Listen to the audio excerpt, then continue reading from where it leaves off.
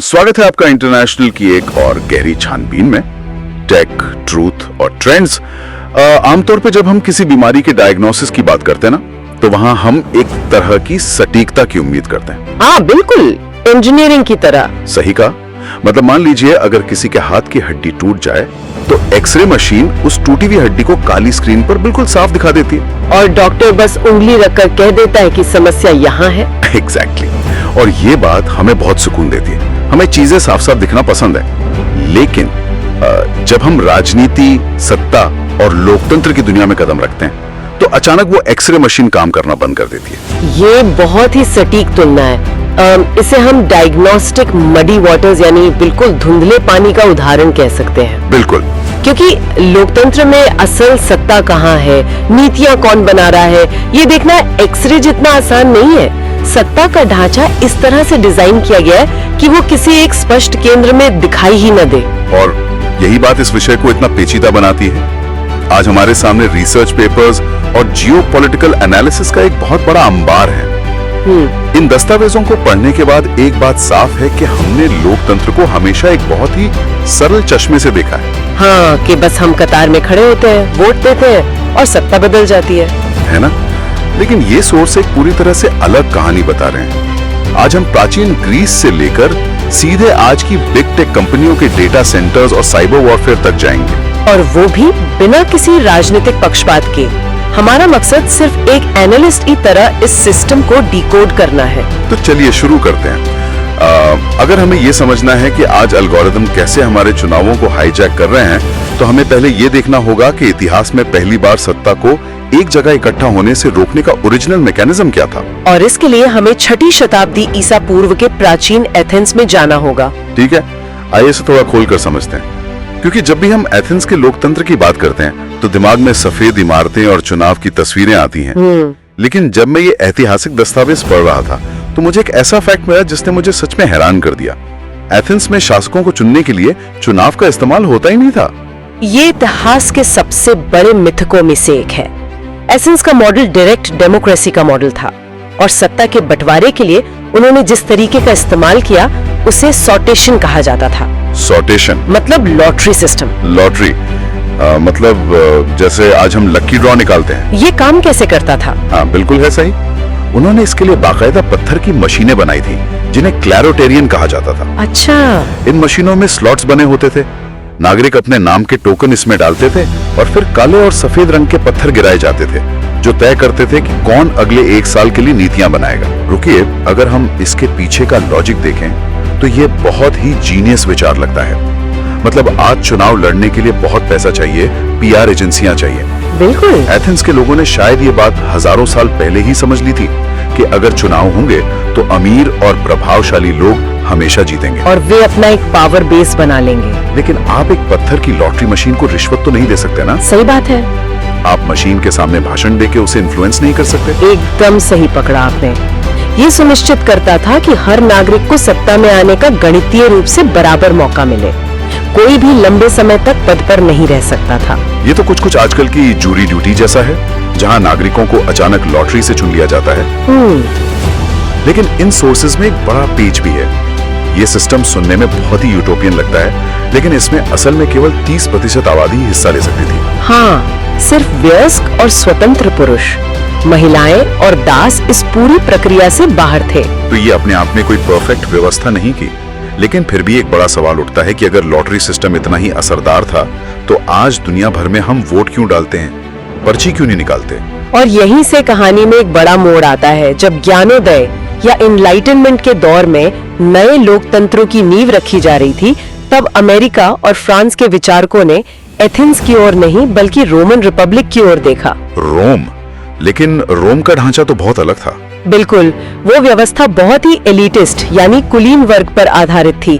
रोम की पूरी राजनीति सेनेट के इर्द गिर्द घूमती थी, जिसमें समाज के सबसे अमीर लोग बैठते थे। अच्छा, तो आधुनिक लोकतंत्र के संस्थापकों को एथेंस के आम जनता वाले मॉडल से डर लगता था? हाँ, उन्हें भीड़ तंत्र से डर था। इसलिए उन्होंने रिप्रेजेंटेटिव डेमोक्रेसी बनाई, जहां जनता सिर्फ अपना नेता चुनेगी, लेकिन शासन वही लोग करेंगे जो इसके योग्य होंगे। और इसे समझने के लिए हमें थोड़ा पीछे 1215 के मैग्ना कार्टा की तरफ भी देखना होगा, क्योंकि वो एक बहुत क्रिटिकल मोड़ था। मैग्ना कार्टा कोई लोकतांत्रिक दस्तावेज नहीं था, पर उसने ये सिद्धांत लिख दिया कि राजा भी कानून के नीचे है। सही कहा। और इसी नींव पर जॉन लॉक, रूसो और मॉन्टेस्क्यू जैसे विचारकों ने अपनी इमारत खड़ी की। मॉन्टेस्क्यू ने ही सेपरेशन ऑफ पावर्स का सिद्धांत दिया था कि विधायिका कानून बनाएगी और न्यायपालिका जांच करेगी। और इन्हीं विचारों ने अमेरिकन और फ्रेंच रेवोल्यूशन को जन्म दिया। बिल्कुल। लेकिन यहाँ पर बात वाकई बहुत दिलचस्प हो जाती है। क्या इन क्रांतियों ने सच में आम आदमी को ताकत दी, या फिर सत्ता सिर्फ एक राजा से निकलकर एक नए चुनावी एलीट वर्ग के हाथों में आ गई? ये बहुत ही गहरा सवाल है। रिप्रेजेंटेटिव डेमोक्रेसी ने हमें मजबूत संस्थाएं दी, लेकिन इसके डीएनए में ही खामी रह गई। चुनाव लड़ने के लिए पैसा चाहिए। एग्जैक्टली। प्रचार के लिए बहुत बड़े फंड की जरूरत होती है, और यहीं से कॉर्पोरेट कैप्चर के लिए एक चौड़ा रास्ता खुल गया। तो चलिए सीधे इसी फंडिंग और डार्क मनी के मैकेनिज्म को डिकोड करते हैं। हमारे सोर्सेज में वॉटन स्कूल की एक बहुत ही शौकाने वाली रिसर्च है। हाँ, वॉटन के अध्ययन ने कॉर्पोरेट पॉलिटिकल पावर को समझने के लिए एक पैटर्न ढूंढा।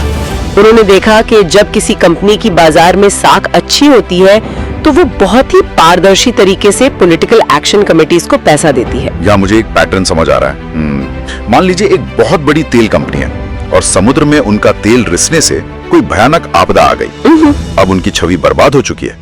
ऐसे में अगर वो कंपनी किसी नेता को खुलेआम पैसे देगी तो जनता भड़क जाएगी। और यहीं से डार्क मनी का असली खेल शुरू होता है।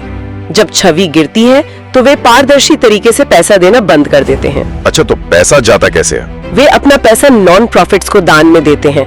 कानून के मुताबिक इन संगठनों को ये बताने की जरूरत नहीं होती कि पैसा किसने दिया, और फिर ये संगठन राजनीतिक पार्टियों के लिए कैंपेन चलाते हैं। मतलब पैसा पूरी तरह से वॉश हो जाता है। जिन कंपनियों से लोकतंत्र को सबसे ज्यादा खतरा हो सकता है, वही छिपकर नीतियां बनवा रही हैं। बिल्कुल। ये तो बिल्कुल ऐसा हो गया जैसे फोन में कोई सॉफ्टवेयर अपडेट आए, उसका नाम बहुत ही बोरिंग सा हो, बग फिक्सेस। आप ओके कर देते हैं, लेकिन बैकग्राउंड में वो आपकी प्राइवेसी सेटिंग्स बदलकर डेटा चुराने लगता है। ये एनालॉजी एकदम परफेक्ट है। यूरोपियन यूनियन में जो डीरेगुलेशन कैंपेन चल रहा है, वो बिल्कुल इसी तरह काम कर रहा है, और जिसे सिंप्लीफिकेशन एजेंडा कहा जा रहा है। हाँ, आम जनता को लगता है कि सरकार फालतू कागजी काम कम कर रही है, लेकिन असल में बड़े कॉर्पोरेट लॉबी समूहों ने पर्यावरण और श्रम के कड़े कानूनों को खत्म करने की मांग की है। और इसे पास कराने के लिए वे ऑमनीबस प्रपोजल्स का रास्ता चुनते हैं। 1000 पन्नों का बिल जिसमें सैकड़ों कानून एक साथ ठूंसे गए हों, कोई उसे पूरा नहीं पढ़ पाता। और उसी में चुपके से किसी बड़ी कंपनी को टैक्स छूट मिल जाती है। डेटा बताता है कि इन नीतियों को बनाने वाले कमिश्नरों की 90% मीटिंग्स सिर्फ लॉबिस्टों के साथ हुई थी। 90%? मतलब जब नियम लिखे जा रहे हैं तो कमरे में आम जनता की तरफ से कोई है ही नहीं। कोई नहीं। ये बहुत डरावना है। अब तक हमने देखा कि पैसे से नीतियां कैसे खरीदी जाती हैं, लेकिन अगर आप नीतियां नहीं खरीद सकते तो एक और रास्ता बचता है, वोटर के दिमाग को ही हैक कर लेना। और यही एंट्री होती है सर्विलांस कैपिटलिज्म, यानी निगरानी पूंजीवाद की। शोशना जुबॉफ ने इसे बहुत अच्छे से समझाया है कि पुराने पूंजीवाद ने खदानों का दोहन किया, लेकिन इसके लिए कच्चा माल हम हैं। बिल्कुल। हमारी आदतें, हमारे डर, इन सबको डेटा में बदला जा रहा है। कैम्ब्रिज एनालिटिका के मामले में यही तो हुआ था। सोर्सेज बताते हैं कि उन्होंने लाखों अमेरिकियों के डेटा को इकट्ठा किया और एक एल्गोरिदम के जरिए आबादी को 32 अलग-अलग पर्सनालिटी ट्रेट्स में बांट दिया। हाँ, अगर वे जानते थे कि आप स्वभाव से डरे हुए इंसान हैं, तो वो आपको अपराध या खतरे से जुड़ी डरावनी फेक न्यूज दिखाते थे। वे आपको समझाते नहीं थे, वे आपके डर को ट्रिगर करते थे। तो इसका आखिर मतलब क्या हुआ? अगर एल्गोरिदम तय कर रहा है कि मुझे किस बात पर गुस्सा आना चाहिए, तो क्या हम सच में अपना नेता खुद चुन रहे हैं? इसे इंटेलिजेंस की भाषा में कॉग्निटिव डिस्टेबलाइजेशन कहते हैं। ये पूरी तरह से इंफॉर्मेशन वॉरफेयर बन चुका है। और जो ये स्लीपर बॉट्स होते हैं, मतलब हम सोचते हैं कि बॉट्स वो हैं जो स्पैम करते हैं। नहीं, स्लीपर बॉट्स सालों पहले बनाए गए अकाउंट्स होते हैं जो असली इंसानों की तरह व्यवहार करते हैं। कभी मौसम की बात करेंगे तो कभी क्रिकेट की। और फिर चुनाव से ठीक 48 घंटे पहले किसी अनजान सर्वर रूम से एक ट्रिगर दबता है और ये लाखों बॉट्स एक साथ एक झूठे नैरेटिव को ट्रेंड करा देते हैं। सोचिए, जब सच और झूठ का फर्क ही मिट जाए तो लोकतंत्र का पहिया हवा में घूमने लगता है। ये सच में विचलित करने वाली बात है, और इसी से हम अपने अगले भू राजनीतिक मोड़ पर पहुंचते हैं। अगर डेटा और एल्गोरिदम चुनावों को कंट्रोल कर सकते हैं, तो भविष्य में बिग टेक कंपनियों और सरकारों के बीच ताकत का संतुलन कैसा होगा? डेटा से जो पैटर्न उभर रहा है वो बहुत स्पष्ट है। बिग टेक कंपनियां अब सिर्फ सर्विस प्रोवाइडर नहीं है, वे डिजिटल सॉवरेन्स बन चुकी हैं। एक तरह से लगभग राष्ट्रों की तरह। पर एक कंपनी देश कैसे हो सकती है? देखिए, एक राष्ट्र के पास क्या होता है? सीमा होती है, आबादी होती है। आज इन टेक कंपनियों के पास अपनी डिजिटल टेरिटरी है, उनके सर्वर्स हैं, और इनकी आबादी अरबों यूजर्स की है, और इनके अपने नियम हैं जिन्हें हम टर्म्स ऑफ सर्विस कहते हैं। और जब ये किसी राष्ट्रपति का अकाउंट बैन करती है, तो इनके नियम सुप्रीम कोर्ट से भी तेज लागू होते हैं। ये स्टेट सॉवरेनिटी को सीधी चुनौती है, और शायद इसी वजह से इंटरनेट अब टूट रहा है, जिसे स्प्लिंटरनेट कहा जा रहा है। बिल्कुल। यूरोपियन यूनियन अपनी डिजिटल दीवारें खड़ी कर रहा है।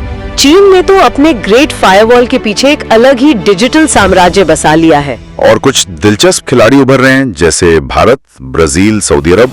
सोर्सेज इन्हें स्विंग स्टेट्स कह रहे हैं। हाँ, ये देश कह रहे हैं कि हम अमेरिका या चीन के ढांचे में नहीं जाएंगे।